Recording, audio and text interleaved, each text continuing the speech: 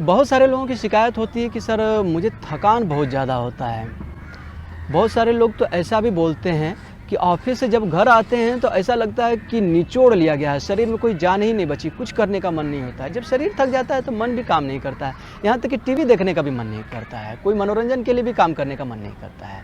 बच्चों के साथ खेलना या उनको पार्क लेकर जाना, कहीं उनसे एक्टिविटी कराना तो दूर की बात। तो सबसे पहले आप इस चीज़ को समझ लीजिए कि थकान के पीछे कारण क्या है। यदि आपको कोई बड़ी बीमारी नहीं है, कोई रिकवरी के टाइम में आप नहीं हैं, तो क्या कारण हो सकता है कि आपको थकान हो रही है। सबसे पहला किसी भी चीज़ के लिए होता है कि आप कारण समझिए। कारण है तो फिर आप उसका निवारण ढूंढ सकते हैं, और निवारण के लिए यदि आप जाते हैं तो उपाय आपके सामने हाजिर हो जाएगा। पहला शारीरिक श्रम का नहीं होना, दूसरा मानसिक स्वास्थ्य, तीसरा आता है अनिद्रा, और चौथा होता है खान पान, यानी सही चीज़ें हम नहीं खा रहे हैं जो हमें खानी चाहिए। तो पहला है शारीरिक श्रम। जैसे घर से निकलते हैं तो लिफ्ट से नीचे उतरते हैं, लिफ्ट से नीचे उतरे, गाड़ी में बैठे या फिर जो भी पब्लिक ट्रांसपोर्ट है या पर्सनल है आपने उसका यूज़ किया, ऑफिस गए, फिर से आपने लिफ्ट लिया और अपने ऑफिस में पहुंच गए। तो यहाँ पर आप क्या कर सकते हैं, फिजिकल एक्टिविटी में जो सीढ़ी से उतर रहे हैं उसको आप इन्वॉल्व कर सकते हैं अपने लाइफ में। ये सिर्फ इतना पर्याप्त नहीं होगा, आपके लाइफ में एक्टिव एक्सरसाइजेस का महत्वपूर्ण जगह होनी चाहिए। वो भले ही 15 मिनट ही क्यों ना करें, 15 से 20 मिनट भी करते हैं तो भी आपका जो बॉडी है वो काफ़ी एक्टिवेट हो जाता है। बॉडी इतने में वार्म हो जाता है, जो बॉडी में जर्म्स, बैक्टीरिया और अनवांटेड चीज़ें हैं वो सब के सब बाहर होने लग जाते हैं, बॉडी डिटॉक्स होने लग जाता है। बॉडी वार्म होता है तो स्वेटिंग होता है, पोर्स ओपन हो जाते हैं, और इसके साथ साथ जब हार्ट बीट बढ़ता है तो हार्ट का भी हेल्थ इंप्रूव होता है, और इसके साथ साथ आपकी ब्रीदिंग जो है वो डीप हो जाती है। तो सांस ज़्यादा लेते हैं तो आपका जो ऑक्सीजन इनटेक है वो भी ज़्यादा बढ़ जाता है, तो इम्यूनिटी ओवरऑल जो है वो बूस्ट हो जाती है। तो आपको 15 से 20 मिनट कम से कम, ये मन को बना लीजिए कि 15 से 20 मिनट मुझे डेली देना ही है। जब 15 से 20 मिनट आप टाइम देने लग जाएंगे तो आप देखेंगे धीरे धीरे वो आपका 15 से 20 मिनट 20 से 25 मिनट हो गया, 25 से 30 मिनट हो गया, 30 से 35 मिनट, और वो करते करते 45 मिनट, 60 मिनट्स, 45 टू 60 मिनट का जब यदि आप कोई भी फिजिकल एक्टिविटी करते हैं तो वो कंप्लीट हो जाता है। 45 से 60 मिनट में आपका जो फिजिकल एक्टिविटी है वो आपकी ज़रूरत को पूरा कर देने वाला है।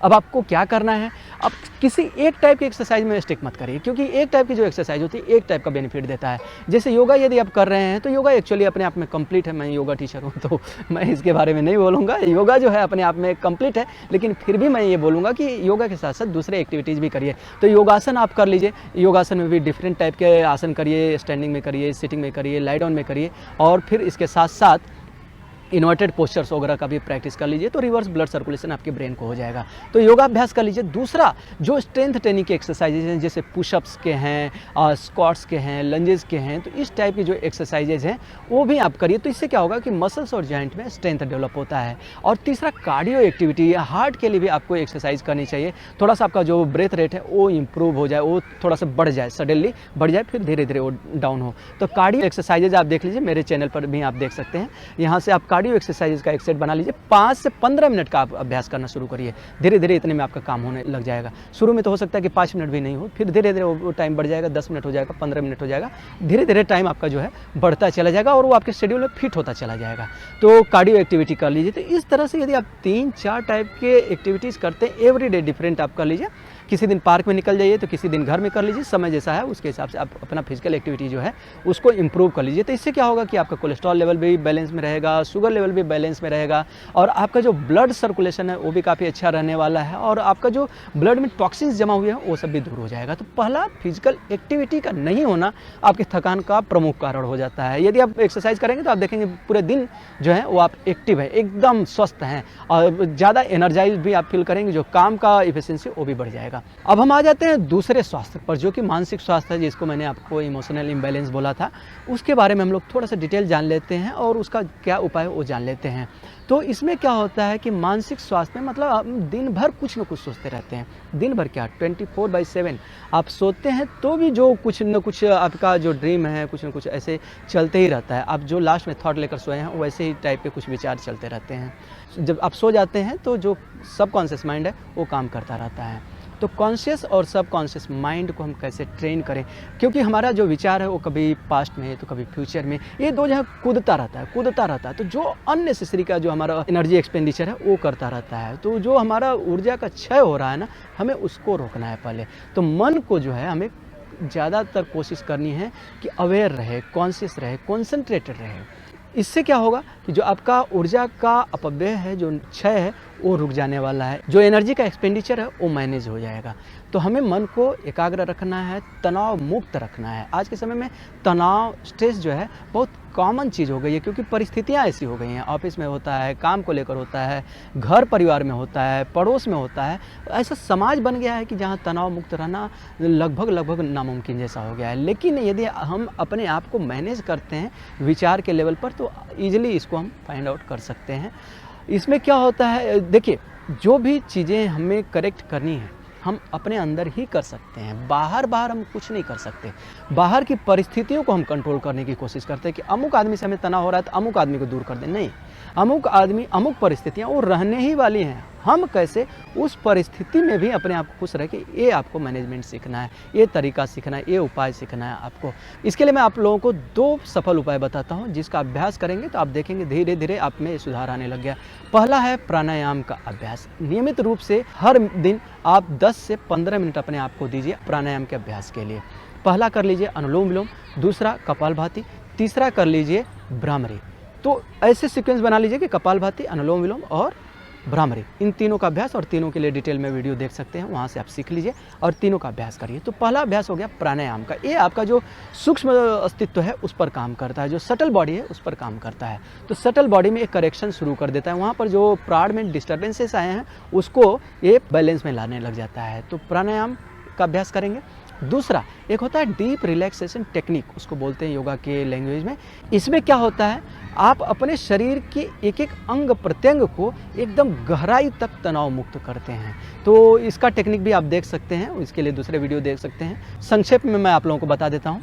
तो इसमें आपको एकदम लेट जाना है, बेड पर लेट जाइए या मैट पर लेट जाइए। मैट पर लेटते हैं तो ज़्यादा बेहतर है, क्योंकि बेड पर आपका जो स्पाइन है वो कर्व हो जाता है। स्पाइन सीधा हो ऐसा आपको लेट जाना है, प्रेस न हो। और फिर आपको क्या करना है, शरीर को पूरा ढीला छोड़ देना है, टो से काम शुरू करना है और सिर के सिरे तक जाना है। तो सारे बड़े बड़े अंग से लेकर, सारे बड़े बड़े जॉइंट से लेकर सूक्ष्म अंग तक जाइए। अंग प्रत्यंग को शिथिल करते जाइए, तनाव मुक्त करते जाइए। और उसके बाद जब पूरे शरीर को तनाव मुक्त कर लेते हैं तो पूरे शरीर को एक बार देखिए 1-2 मिनट के लिए। तो आप देखेंगे शरीर का जितना भी तनाव है, जो मसल्स में तनाव आ गया था, ज़्यादा स्ट्रेस आ गया था, वो धीरे धीरे डिजॉल्व होने लग जाएगा, वो टूटने लग जाएगा। जो गांठें हैं वो खुलने लग जाएंगी, घुलने लग जाएंगी। तो ये आपके लिए जो मानसिक स्वास्थ्य है उस पर काफ़ी अच्छा काम करेगा। तीसरा मैंने आप लोगों को बताया था अनिद्रा का। 6 से 7 घंटे यदि आपको डीप स्लीप नहीं मिल रही है, गहरी नींद नहीं हो रही है, तो उससे भी आपको पूरे दिन थकान बने रहेगी, आपको आलस से जैसा रहेगा। और यदि ये परिस्थिति बने रह गई 4-6 हफ्ते तक, तो शरीर में दूसरी बहुत सारी बीमारियां पैदा करने लग जाएगा, बहुत सारी विषाक्तियाँ आने लग जाएंगी। तो नींद का 6 से 7 घंटा होना बहुत ज़रूरी है।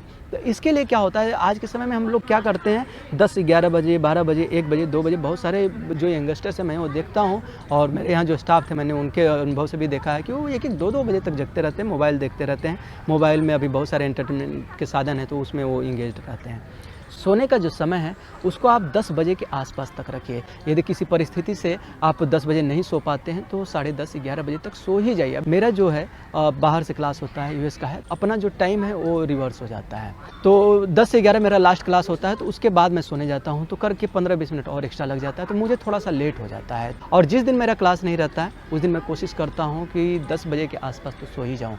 तो यदि आपका कोई ऐसा काम नहीं है जो कि आपके नहीं करने से डिस्टर्ब होने वाला है तो अलग बात है।